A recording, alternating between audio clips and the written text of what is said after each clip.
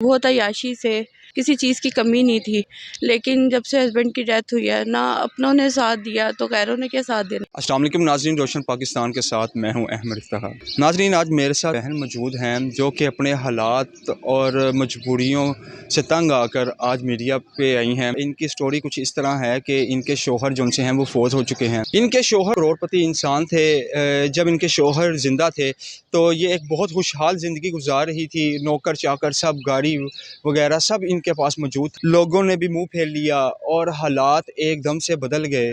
अब ये मेरी बहन जोनसी हैं, सिलाई कढ़ाई का काम करती हैं, लोगों के घरों में काम करती हैं, जिस वजह से इनको लोगों की बहुत सी तनकीद भी सुननी पड़ती है। लोग गलत नज़रिए से भी देखते हैं। भाई मुझे वजह ये बनी है कि 8 साल 9 साल हो गए हस्बैंड की डेथ को। तो उसके बाद से बस बच्चों को लेके चल रही हूँ। 3-4 बच्चे हैं मेरे और सर्वाइव कर रही हूँ, सिलाई का काम करती हूँ। लेकिन जो अब हालात और वाक़यात जा रहे हैं, तो उस वजह से अल्लाह का शुक्र है कि बहुत अच्छी ज़िंदगी गुजारी है, बहुत अय्याशी से, बहुत गाड़ियाँ, घर, अब नौकर चाकर सब कुछ था, किसी चीज़ की कमी नहीं थी। लेकिन जब से हस्बैंड की डेथ हुई है, ना अपनों ने साथ दिया तो गैरों ने क्या साथ देना था। किसी ने भी साथ नहीं दिया और ख़ुद और अपने बच्चों को लेके अब तक चल रही हूँ और बच्चों को पढ़ाना चाहती हूँ। जोन से हैं आपके बेटे या औलाद कितनी है? मेरे बच्चे माशाल्लाह से, बड़ी बेटी है 20 साल की, तो लेकिन ये है कि बस छोटी एज में माँ बाप ने शादी कर दी, तो बच्चे भी अब 7 जवान हैं। लेकिन जब हस्बैंड की डेथ हुई है तब बच्चे छोटे थे। बड़ी बेटी मेरी 7वीं में थी। तो लेकिन 8 साल से 9 साल से लेके चल रही हूँ। लेकिन अब जो है चलना बहुत मुश्किल हो गया मेरे लिए। घर रेंट का है, बिल है, सब कुछ है, बच्चों की पढ़ाई है। लेकिन ये कि बच्चे अपना मेहनत से चलते हैं और अपने उससे लेके चल रहे हैं अपनी पढ़ाई को। तो मेरी बहन, किस तरह गुजारा होता है? घर भी रेंट का है और शोहर भी सर पे नहीं है, तो किस तरह गुजारा हो रहा है? गुज़ारा अब नहीं हो रहा था तो मजबूरन आना पड़ा है ना सामने, वरना कर रही थी, किस तरह भी था मैनेज कर रही थी, खुद को लेके चल रही थी, मेहनत दिन रात करके जैसे भी था अपना चला रही थी। लेकिन अब मुश्किल है, बहुत मुश्किल हो गया हुआ है।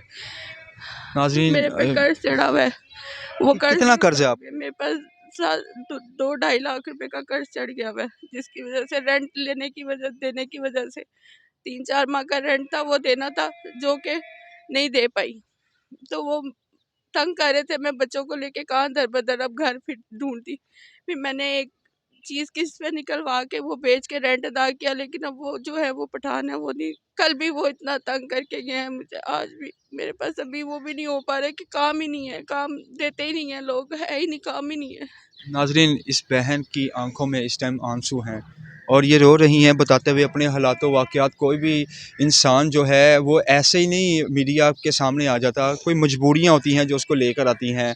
और इन पे कर्ज़ा भी चढ़ चुका है, जैसा कि उन्होंने बताया भी, और कर्ज़ा भी ज़्यादा नहीं है, सिर्फ 2 लाख रुपए कर्ज़ा है। मैं ये नहीं कहती कि मेरे हाथ में पैसा हो या मुझे दे, मैं जहाँ जहाँ देना है मैंने वहाँ मैं बता सकती हूँ कि वहाँ दे दें, मुझे कोई मसला नहीं है, मुझे पैसे की लालच नहीं है, बहुत कुछ देख चुकी हुई हूँ, लेकिन सिर्फ हालात से मजबूर हुई। आपके शोहर की डेथ कैसे हुई थी?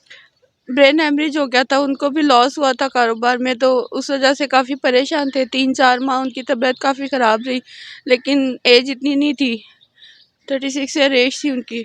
तो अचानक ही बस, अभी के अच्छे थे, अच्छे खासे थे, यानी कि वो बीमार थे या कुछ थे, बस रात को सोए, सुबह उठने उठे ही नहीं, ब्रेन हेमरेज हो गया था उनको। तो किस चीज़ का कारोबार था उनका, क्या करते थे? डीलर थे, प्रॉपर्टी डीलर प्रॉपर्टी थे। डीलर थे। तो अब जौन सा है, आपके कोई रिश्तेदार में किसी ने उनकी डेथ के बाद? नहीं, कोई नहीं, कोई हेल्प नहीं करता, ना रिश्तेदार ना कोई हेल्प नहीं करता।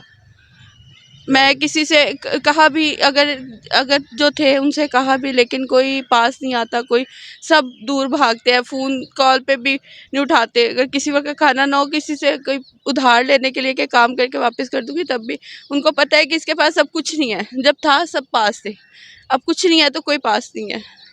बिल्कुल नाज़रीन, जब आपके पास थोड़े से पैसे होते हैं तो सब जौन सा है आपके आगे पीछे घूमते हैं, लेकिन जब हालात थोड़े से मुश्किल आ जाते हैं तो सब मुँह फेर लेते हैं और सब जौन से हैं करीब भी नहीं आते।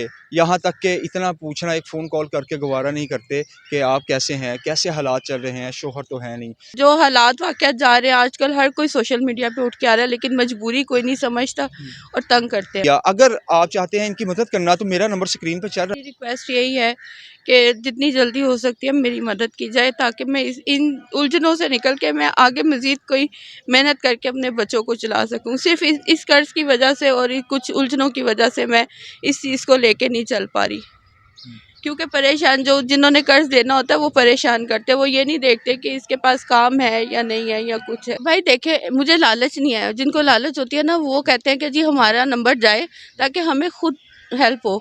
मेरी सिर्फ यही है कि मेरी वक्ती जो मेरा परेशानी है वो दूर हो जाए, क्योंकि वक्त के साथ साथ जैसे जैसे वो नंबर आगे जाता जाता और लोग जो है वो तंग करते हैं। मैंने अक्सर सोशल मीडिया पे देखा, फिर दोबारा वीडियोस बनती है कि जी हमारा नंबर, हमें तंग ना किया जाए, ये ना किया जाए। इसी चीज़ मैं नहीं चाहती, क्योंकि मैं एक, अगर चाहती होती तो मैं बहुत पहले आ जाती, लेकिन सिर्फ एक मजबूरी के तहत मैं आई हूँ।